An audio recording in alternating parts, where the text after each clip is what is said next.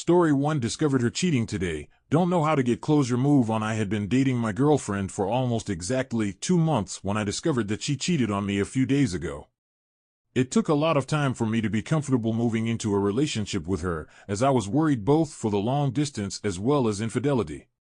She knew that I had dealt with something similar in my last relationship, which was almost 4 years ago, and how it had destroyed my self-esteem and given me relationship anxiety.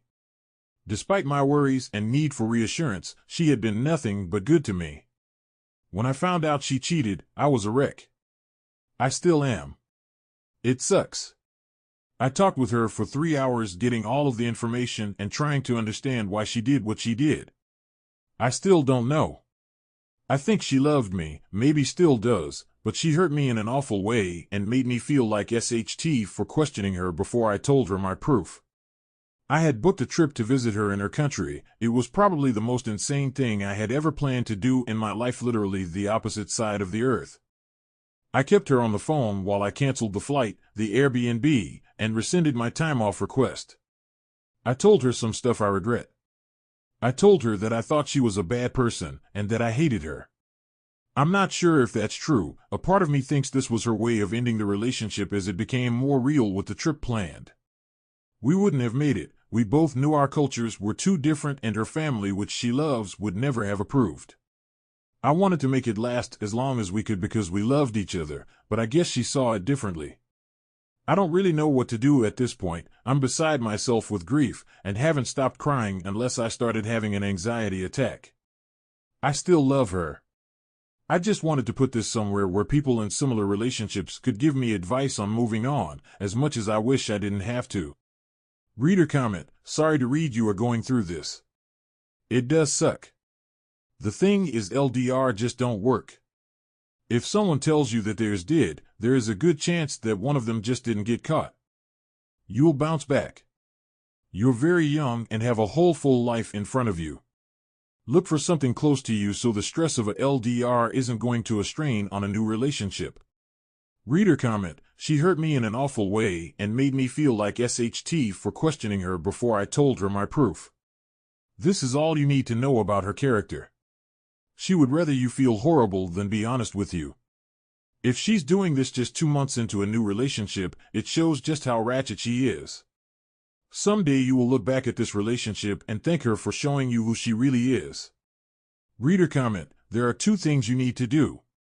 1. Block her on your phone, email, and all social media platforms so you can't see what she is doing and she can't see what you are doing. 2. Take care of yourself. Healing is a process. Go to the gym. Lean of friends and family. Eat right and stay hydrated. Immerse yourself in school, work, hobbies. Anything that will occupy your brain. I wish you the best. Story 2: I unknowingly saw a swinger. Back in September, I started texting a woman after I broke up with my girlfriend a month earlier. I was just looking for some rebound sex and affection because my ex had left an imprint on me that to this day I haven't fully shaken, not my brightest moment.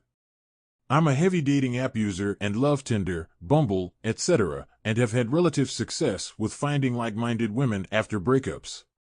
I was actually using Yik Yak one day in my college town and found a post from a 26F nurse working in a hospice who was looking for a younger guy to experiment with. If you don't know what Yik Yak is, it allows you to see comments posted anonymously within a 5-mile radius called your herd, but you can still DM the OP of a post if you want to chat with them privately. She responded, and the only thing she wanted to know was your body build and age, so I told her everything.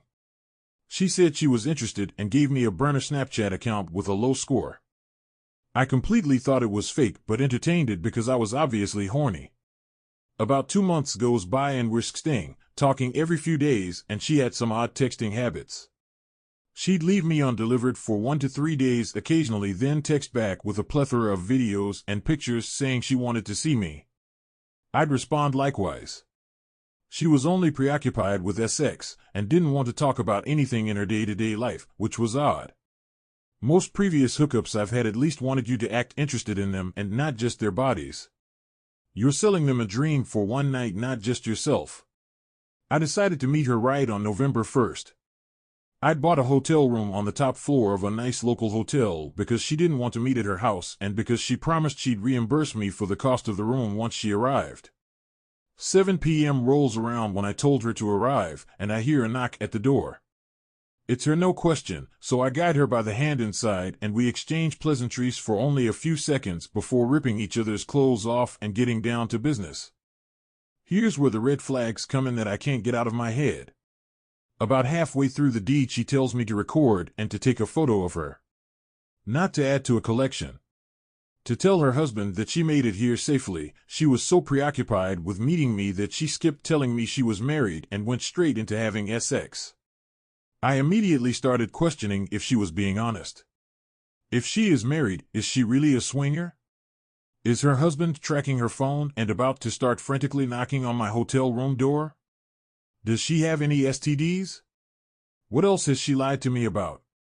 I couldn't continue after she took those photos of her on me. I faked an orgasm a couple minutes later and started asking her a bunch of questions while we cuddled. Just this month, I learned from a friend who has slept with the husband and figured out their real identity that, not only is she a swinger, but that I knew her husband and he had given her the okay to sleep with me without my knowledge. I've been completely disgusted with myself for the past few months and I think about this awful experience every day. It affected my performance in the bedroom around girls I actually liked because now I feel as if there is no way to genuinely know if they like me or not. It changed the way I view marriage as a whole. Why even get married in the first place if you desire other people's intimacy and their bodies and have decided on never having children? Is it the ability to carry on a double life and be viewed as normal by the rest of society? It's obvious that there was no love there because she denigrated her own husband in bed after we were finished and said she hates not being able to break the rules they have in place. No kissing, no cuddling, no staying the night, and no orgasming inside her. The no kissing and cuddling rules were broken before I even knew there were rules to begin with.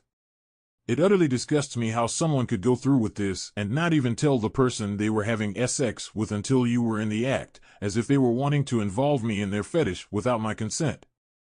There's so much more that I haven't included in this story, but just know that it was the husband's idea to start introducing other people, and now they're getting a divorce according to mutual friends and their Facebook profile because the husband found a more beautiful younger woman to have sex with, which he was able to convince to get married after their divorce. Story 3. Quick question about blame shifting. Am I in the wrong? Was telling WW girlfriend about not feeling heard and wanting communication to be Morris versus the problem. She had a pregnancy removal 2 months prior to ONS. She said in response that I heard her twice and communication is never about her feelings. First time she said she was hurting emotionally after the pregnancy removal. I was there for her every day being Superman with no issues of my own during pregnancy leading up to and during the pregnancy removal. She says I abandoned her by not holding her and telling her what she wanted to hear afterwards when she told me she felt awful for making that choice. She says I stopped being there the same way after while she suffered. I recognized her feelings and told her I did not know at the time she felt this level and I didn't know how to be there for her and I feel awful about it and want to help her any way I can. Essentially, she has held this against me leading to ONS and being cold after D-Day. The other is a night recently. She hasn't been intimate with me since the pregnancy removal and D-Day. We were watching a show when I asked to cuddle and later kiss. She said yes to both. I kissed her 3 times that night. She was noticeable uncomfortable and I asked if she was okay. She told me the idea of sex made her uncomfortable and I said I understand and we can stop. I told her I had felt unwanted or not good enough because of our lack of touch, but I understood why we were not. I left and she texted me saying I pushed her boundaries and made her feel the same way she felt when she was assaulted as a teenager. I felt awful and told her not to blame herself and validated her feelings because trauma is serious and I don't want her feeling bad. She said in our discussion today I hurt her and she feels less safe around me. She says yes, I cheated and I am sorry, but we are both hurting and it always seems to be about your feelings and I have to suck it up and put myself to the side while you throw it in my face. She is now mad at me. She says she wishes she didn't love me sometimes because of what she went through. Is this blame shifting? I try to communicate my sorry and remorse and willingness to make her feel seen, but I also feel invalidated, especially considering I am now the bad guy in my own suffering. Please help. Reader comment, she is hurting. And hurting a lot. But it also appears that she isn't processing things well, projecting onto you. It also sounds like she's not comfortable and/or hasn't processed her choice that she made. Which is understandable. It's hard. However, she needs to get the professional help to help her through it, otherwise her anger will be outwards towards others and, yes, even blame shifting. Blame shifting will happen with anger and not being able to process it. Even unintentional, as I know I have done that during breaking down and crying with situations prior to affairs. It wasn't intentional. I just had no idea of how to cope with what I was going through nor communicate it in a way that was healthy for anyone. I fully understand that she has gone through a lot, but so have you. And from what you say above, it feels like there is little space for you and your emotions feelings right now. Are you both in IC?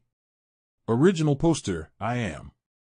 She does not have the resources to, but I have offered to pay for IC, which she is not sure if she is comfortable accepting. I have complied a list of places accepting clients for her when she decides to take that step. My focus has been to heal her since it happened.